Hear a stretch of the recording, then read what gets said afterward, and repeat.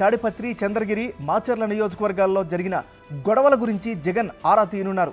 ముఖ్యంగా 3 రోజుల్లో ఎన్నికల ఫలితాలు రానున్న నేపథ్యంలో కౌంటింగ్ ఏజెంట్లకు సూచనలు, ఎగ్జిట్ పోల్స్పై సీఎం ఫోకస్ పెడతారు. మరోవైపు జీఏడీ ఆదేశాలపై సీఎం జగన్ చర్చించే అవకాశం ఉన్నట్టు తెలుస్తోంది.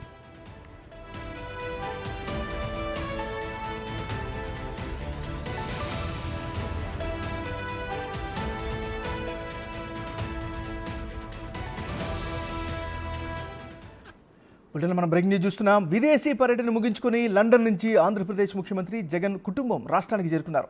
గన్నవరం ఎయిర్పోర్ట్లో ఆయనకు వైసీపీ నేతలు ఘన స్వాగతం పలికారు. ఈరోజు ముఖ్య నేతలతో సీఎం జగన్ పలు అంశాలపై చర్చిస్తారు. ఇక ఇదే అంశానికి సంబంధించి మరింత తాజా సమాచారాన్ని మా రిపోర్టర్ శివ లైవ్ అందిస్తారు. శివ, చెప్పండి.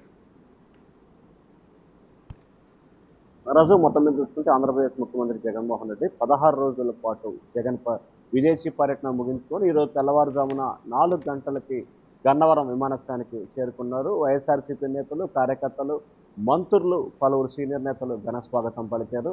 ఆయన అక్కడి నుంచి రోడ్డు మార్గం ద్వారా తాడేపల్లి నివాసానికి చేరుకున్నారు. ఉదయం పూట కొంచెం విశ్రాంతి తీసుకొని మధ్యాహ్నం నుంచి కూడా పార్టీ నేతలు, ముఖ్యమైన నేతలతో కూడా సమావేశం కాబోతున్నారు. ప్రధానంగా 4 అంశాలకు సంబంధించి కూడా జగన్మోహన్ రెడ్డి సమావేశం కాబోతున్నారు.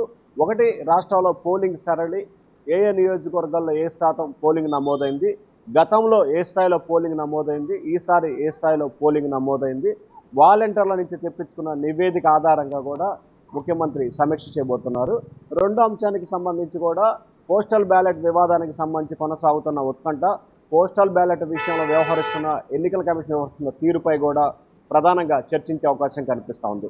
దాంతోపాటుగా రాష్ట్ర వ్యాప్తంగా కూడా వైఎస్ఆర్సీపీ నేతలు, కార్యకర్తలపై కేసులు నమోదు చేయటం, కొంతమంది పార్టీ నేతలు అజ్ఞాతంలోకి వెళ్ళిపోవటం, ఏసీ వ్యవహరిస్తున్న తీరుపై, అలాగే పోలీసుల వ్యవహార శైలి, అలాగే తాజాగా ప్రభుత్వ సలహాదారుడు, పార్టీ ప్రధాన కార్యదర్శి సజ్జల రామకృష్ణారెడ్డిపై కేసు నమోదు.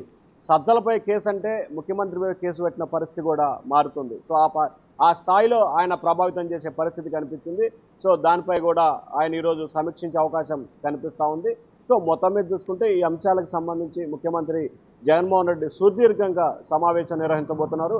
ఆ తర్వాత సాయంకాలం 6 గంటల నుంచి ఎగ్జిట్ పోల్స్ కూడా వచ్చే అవకాశం ఉంది. ఎగ్జిట్ పోల్స్ వచ్చిన పరిణామాలు, పోలింగ్ సరళి, వీటన్నిటిని కూడా సరళీకృతం చేసుకొని విజయ అవకాశాలపై ముఖ్యమంత్రి జగన్మోహన్ రెడ్డి ఒక అవగాహనకు వచ్చే అవకాశాలు అయితే కనిపిస్తూ ఉన్నాయి.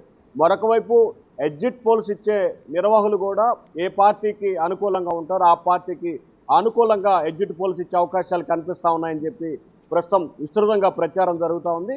ఈ నేపథ్యంలోనే ఎగ్జిట్ పోల్స్ కంటే కూడా గ్రామ స్థాయి, వార్డు స్థాయిలో నమోదైన పోలింగు, అలాగే వాలంటీర్లు ఇచ్చిన వ్యవహారం, అలాగే ఐప్యాక్ ఇచ్చిన నివేదిక, వీటన్నిటిని జోడీకరించుకొని ఒక సమావేశం అయితే ముఖ్యమంత్రి జగన్మోహన్ రెడ్డి నిర్వహించబోతున్నారు. ఇవాళ, రేపు, ఎల్లుండి పూర్తి స్థాయిలో కౌంటింగ్ పైనే జగన్మోహన్ రెడ్డి ఫోకస్ పెట్టే అవకాశాలు కనిపిస్తూ ఉన్నాయి. నాగరాజు, శివ, ఈ కీలకమైనటువంటి సమావేశానికి ఎవరెవరు వచ్చే అవకాశం ఉంది, దానికి సంబంధించిన అప్డేట్స్ ఏంటి, పార్టీ వర్గాల అంచనా ఏంటి?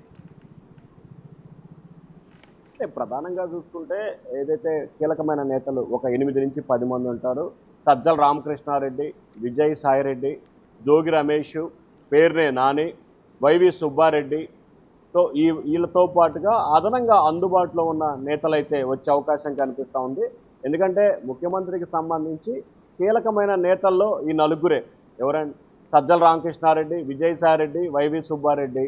సో ప్రస్తుతం ధనుంజయ రెడ్డి నిన్న రిటైర్డ్ అయ్యారు కాబట్టి సో ఆయన పాత్ర ఏ విధంగా ఉండబోతుంది అనేది కూడా ఈరోజు ఒక అవకాశం కనిపిస్తూ ఉంది.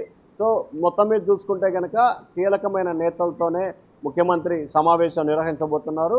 ఆ తర్వాత రీజనల్ కోఆర్డినేటర్స్ ఎవరైతే ఆంధ్రప్రదేశ్లో 26 జిల్లాలకు సంబంధించి 9 మంది రీజనల్ కోఆర్డినేటర్స్ ఉన్నారో ఆ 9 మంది రీజనల్ కోఆర్డినేటర్స్తో కూడా ముఖ్యమంత్రి స్వయంగా మాట్లాడటం కానీ లేకపోతే టెలికాన్ఫరెన్స్లో మాట్లాడే అవకాశాలు కూడా కనిపిస్తూ ఉన్నాయి. Nagaraju, right, thank you Shiva.